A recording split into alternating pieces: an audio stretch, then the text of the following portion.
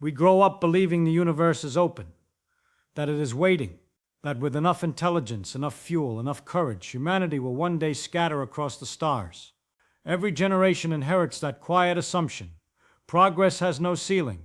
Technology rises, barriers fall, and yesterday's impossibilities become tomorrow's engineering projects. The sky is not the limit, it is only the beginning. But there is a problem. Hidden beneath every rocket launch, every Mars simulation, every science fiction epic about interstellar empires, lies a law so simple that it feels almost harmless. Nothing can travel faster than light. At first, that sounds like a technical constraint, a challenge, a number to beat. After all, we once believed the sound barrier was insurmountable. We believed heavier than air flight was fantasy. We believed atoms were indivisible. History teaches us that limits are temporary, yet the speed of light is different. It is not a technological shortcoming. It is not the result of weak materials or inefficient engines. It is woven into the structure of space and time themselves. It is not merely the fastest thing we have measured. It is the maximum speed at which cause can follow effect, the maximum rate at which information can move, the boundary that defines how reality holds together. That distinction changes everything. If the speed of light were just another engineering problem, humanity would eventually solve it. We would build better propulsion systems, harness exotic fuels, bend physics to our will. But if light speed is a structural feature of the universe, then it is not waiting to be surpassed. It is enforcing the rules, and those rules are unforgiving. Consider the scale of our ambitions. The nearest star beyond the sun is more than 4 light-years away. Even if we could travel at light speed, which we cannot, it would still take over 4 years to arrive. Our galaxy alone spans 100,000 light-years. The observable universe stretches billions of light-years in every direction. The distances are not merely large, they are cosmic. We imagine humanity spreading outward, colonizing system after system until the Milky Way becomes our backyard. But if we are permanently bound by light speed, even the most optimistic interstellar civilization becomes glacial. Expansion slows to a crawl measured in centuries, then millennia. The trap begins to take shape, because the speed of light does not just limit travel.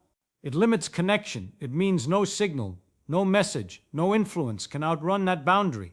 Civilizations separated by thousands of light years would exist in practical isolation. Empires fracture into silence. Communication dissolves into delay. Suddenly the universe feels less like an open ocean and more like an archipelago of distant islands. We are accustomed to believing that intelligence grants freedom, that understanding the laws of nature gives us mastery over them. But what if some laws are not tools to be used, only constraints to be respected?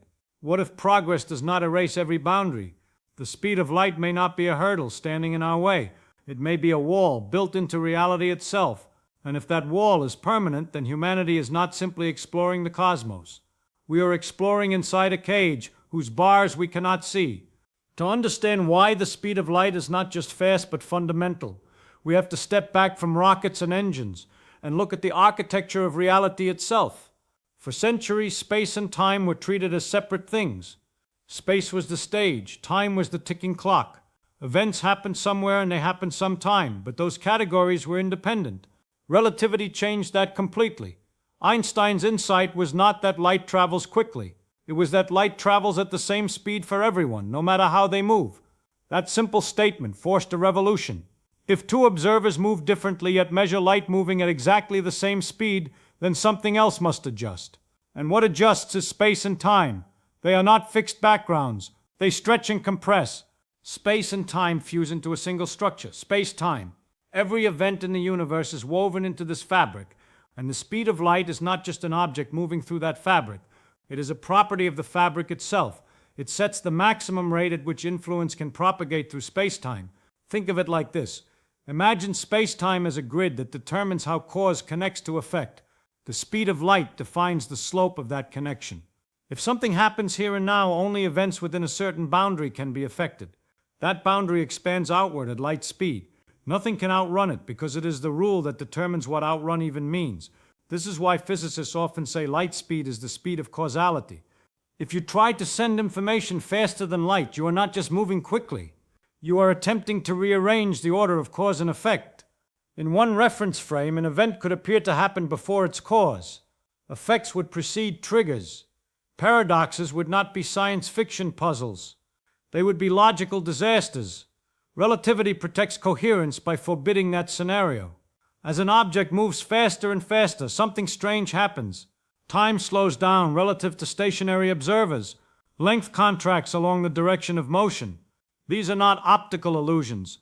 They are measurable effects confirmed by particle accelerators and atomic clocks on airplanes. The faster you move, the more space-time reshapes around you to preserve the invariant speed of light.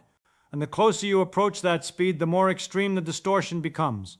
From the outside, your time nearly freezes. From your perspective, distances shrink, but the speed of light remains constant, always constant. It is not bending to accommodate you, you are bending to accommodate it. Here lies the crucial contrast. We tend to think of limits as external obstacles.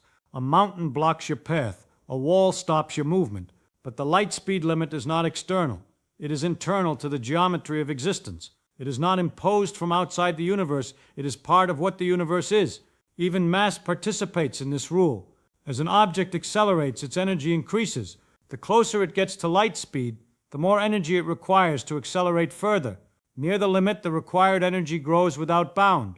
To reach light speed with mass would demand infinite energy. And infinity in physics is not a resource, it is a warning sign. So the speed of light is not a technological threshold waiting to be crossed. It is the structural constant that holds space-time together. It determines how events relate, how signals travel, how reality maintains order. And once you see that, the dream of simply going faster begins to look less like ambition and more like defiance of the universe's deepest design. Now imagine we refuse to accept it.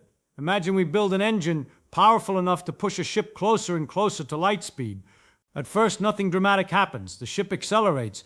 The stars blur slightly. Instruments confirm increasing velocity. Progress feels tangible. But physics is quietly tightening its grip. As the ship approaches a significant fraction of light speed, time aboard begins to slow relative to observers left behind. Clocks tick more slowly. Processes stretch out. To the crew, everything feels normal. Their hearts beat at the same rhythm. Their thoughts move at the same pace. Yet to an outside observer, their time is dilating, slipping out of sync. Push faster. Energy requirements begin to skyrocket. Each additional increment of speed demands disproportionately more fuel. The relationship is not linear, it is exponential in character. What once required manageable energy now requires staggering amounts. Approaching light speed is like climbing a hill that becomes steeper with every step. Closer still. Length contraction intensifies. From the outside, the ship compresses along its direction of motion. From inside, distances ahead shrink. The universe itself seems to flatten in the direction of travel. Space-time reshapes to preserve its invariant rule. And then comes the critical threshold. To actually reach light speed with mass, the required energy would become infinite. Not extremely large, infinite. That is not an engineering challenge. It is a mathematical statement that the theory forbids completion of the task. The hill does not just become steep, it becomes vertical. But suppose, for the sake of argument, we ignore that warning. Suppose somehow we could cross the boundary. What would break? Causality.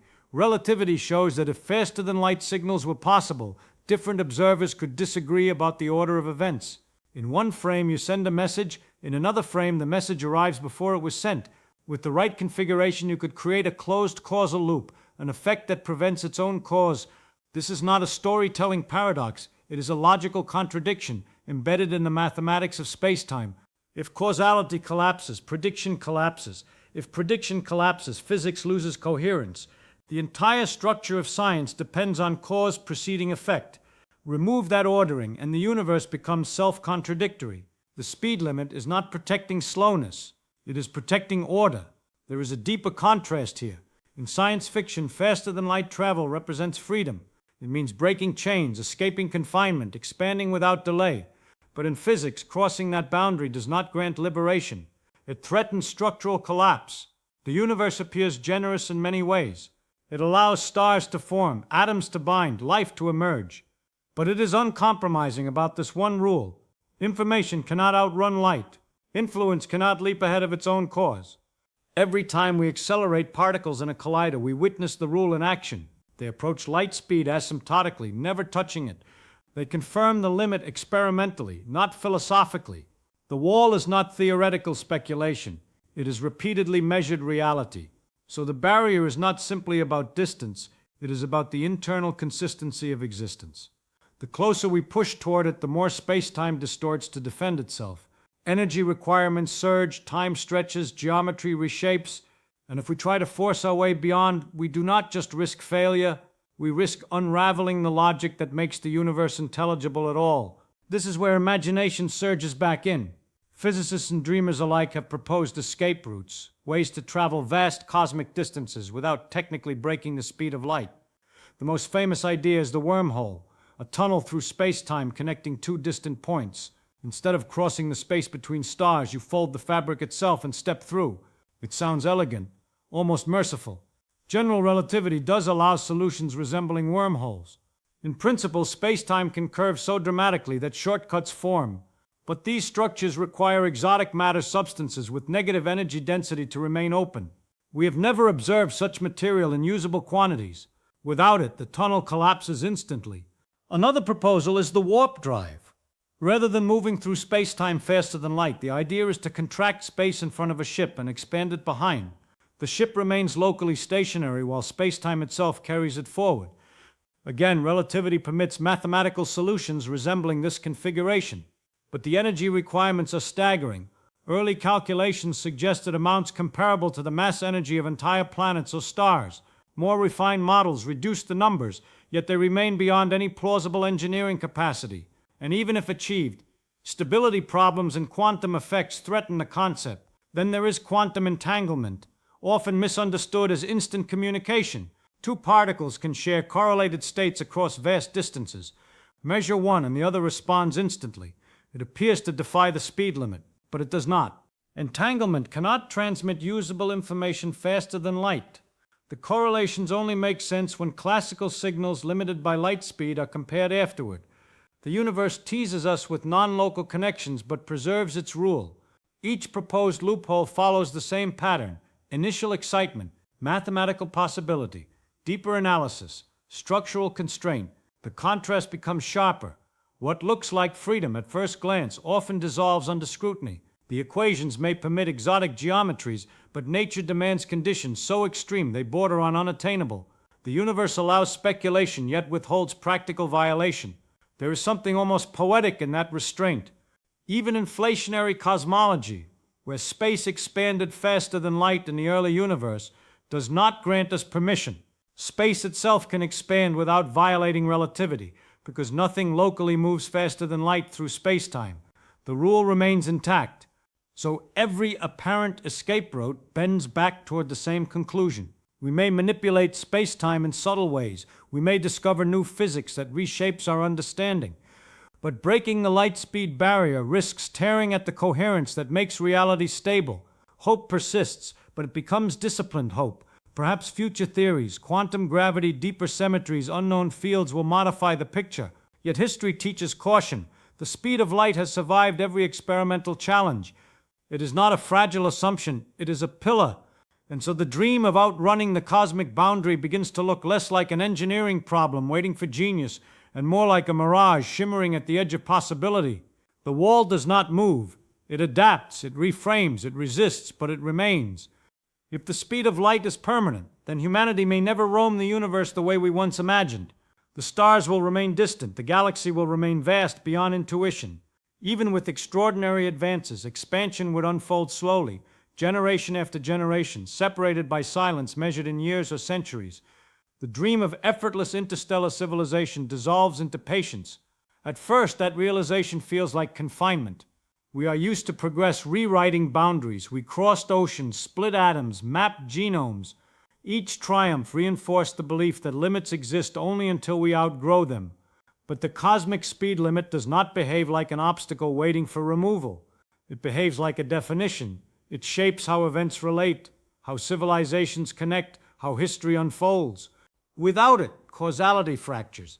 Without causality, meaning collapses. A universe without ordered cause and effect would not simply be faster. It would be chaotic, unpredictable, incoherent. The light speed boundary is not just a restriction. It is a stabilizer. And perhaps that reframes the trap. A cage implies imprisonment imposed from outside. But this boundary emerges from the internal logic of space-time. It makes stars possible. It makes chemistry reliable. It allows galaxies to form and persist. The same rule that confines expansion also sustains structure. There is a deeper contrast here. We imagine infinity as freedom, yet structure is what permits complexity. Limits carve out form, they create patterns, they allow information to propagate in consistent ways. If nothing constrained influence, nothing would remain ordered long enough for life to arise. So perhaps humanity is not trapped forever. Perhaps we are embedded within a universe whose boundaries make our existence possible in the first place. The speed limit does not diminish ambition, it reshapes it. Instead of racing to conquer distance, we may learn to value depth, understanding, creativity, meaning within the cosmic island we inhabit. The Milky Way may be enormous, yet it is more than vast enough to occupy our curiosity for millions of years. The wall we feared as confinement becomes something else entirely, a defining feature of reality that holds the cosmos together. And in that realization, the trap transforms into perspective.